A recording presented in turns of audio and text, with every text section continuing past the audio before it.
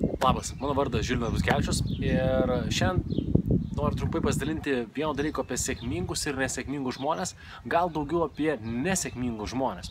Ką aš pastebėjau, ką supratau ir ką pasirodo patvirtino dar keletas mano pažįstamų sėkmingų žmonių iš viso pasaulio, tai kad nesėkmingi žmonės turi įvaldę įgūdį arba įgavę įgūdį būti nesėkmingais. Kitaip tariant, turi įvaldę įgūdį, įgavę įgūdį, kuris yra suprogramuotas nesėkmiai. Tai yra, jie pateisina save, kai nesiseka.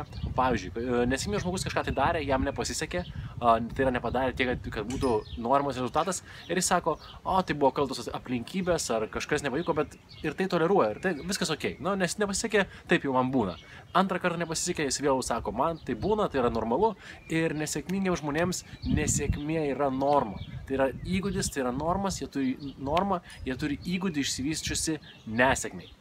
Kitoje pusėje sėkmingi žmonės, jie turi išsiugdę įgūdį sėkmiai. Ką daro sėkmingi žmonės? Prieš kiekvieną projektą jie pasižiūri, prisimena, galbūt sąmoningai ir nesąmoningai, tos momentus, kada jiems sekėsi, tos projektus, kuriuos jie įgyvenino, ir jie turi paprastą labai įgūdį. Jie žino ir jie tiki, kad ir šitas projektas seksis. Tai vėlgi, ką norėjau pasidalinti su tavim šiandien?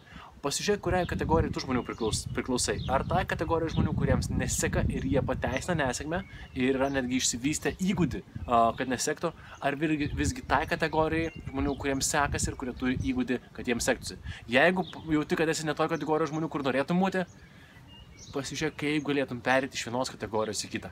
Galbūt reikėtų bent jau keliasdešimt dienų arba 21 dieną, kaip įprasta, pasiugdyti įgūdį, sėkmės įgūdį. Dar vienas dalykas, noriu duoti vieną dovaną tau. Ačiū visų pirma, kad pasižiūrėjai šitą video ir kitus galbūt video, kuriais aš dalinuosi. Ir dovana tau, aš padariau tokių 7 principus apie tai, kuo vadovaujasi sėkmingi žmonės, apie įgūdžius ir principus, kas lemia, kad būsi sėkmingas gyvenime ar ne.